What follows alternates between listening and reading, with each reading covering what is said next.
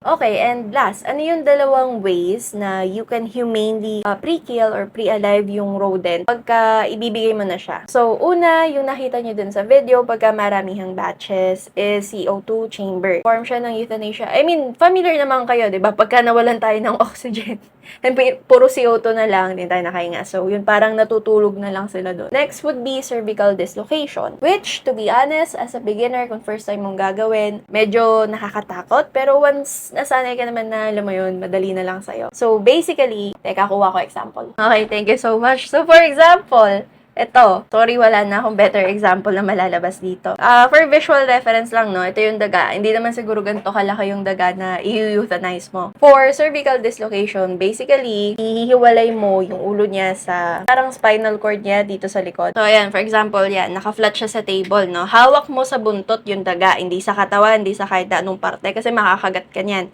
Hawak mo sa dulo ng buntot, kahit saan sa buntot, better kung hawak mo siya sa base ng tail.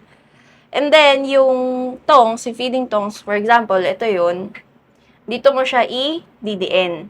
So, in one swift motion, hindi mabagal ha, in one swift motion, nakadiin ka dito sa base ng neck nila, tataas mo to, and then gamit yung buntot, may maririnig kang parang nag-crack. Yun yung spinal cord nila or buto nila. Doon mo malalaman na successful yung cervical dislocation mo. And pag tinaas mo yung daga, minsan pumapadyak-padyak pa yun. I know, medyo nakakaawa. Ganun talaga. Lalo pag first time mo, possible na maiyak ka pa. Pero, no, na it's normal. Yun na yung pinaka-best or humane way na mabibigay mo yung rodent mo.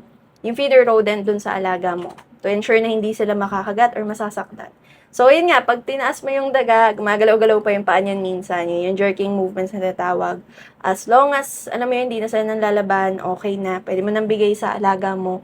And that way, hindi mo kailangan bantayan ng maigi kahit iwanan mo doon. Kasi alam mong, minsan hindi successful yung cervical dislocation, bantayan nyo para wag nyo basta iwan. Ayun na lang, careful observation na lang. But ayun, ganun yung paraan ng cervical dislocation. I'm sure kung i-google nyo or i-YouTube nyo, marami pang magtuturo niyan online, but this is the best I can do na hindi mabablock ni Meta at mare-report yung account ko. So ayun lang, happy keeping. If may tanong pa kayo, let me know. And I hope nakakatulong tong mga gantong klaseng video sa inyo. Yun eh, kung trip nyo lang naman ng mga humane way ng pag-euthanize. Parang it's nice to know additional knowledge. Yung iba, yung mga friends ko sa hobby, mga otits na sa hobby, ginagawa lang daw nila. Pupukpok lang nila sa table, ganun. Woo! Ano na yun na? Teggy bells na. Happy keeping!